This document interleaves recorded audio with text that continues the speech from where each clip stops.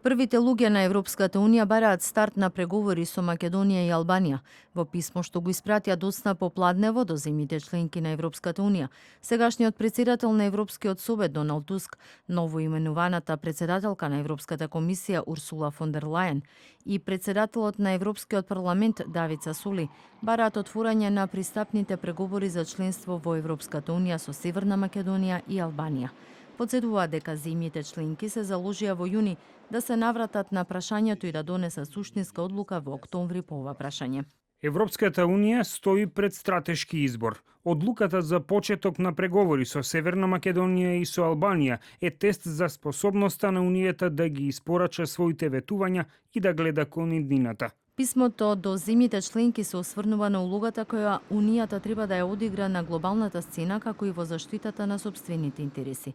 Затоа сметаат тие, Европската Унија треба да преземе чекор кон овие земји кои се заинтересирани за членство и кои ги исполниле критериумите за отпочнување на преговарачкиот процес. Северна Македонија и Албанија го направија тоа што го побаравме од нив.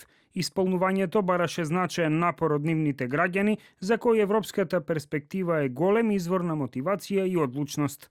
Тие признаваат дека нема гаранција за успех во преговарачкиот процес и дека голем реформски напор ќе биде потребен за овие земји да станат полноправни членки. Паралелно, се истакнува во писмото, внатрешната реформа на Европската Унија ќе треба да се продлабочува. Одлуката за почетокот на преговори за Албанија и Северна Македонија Европската Унија треба да ја донесе на 15 октомври.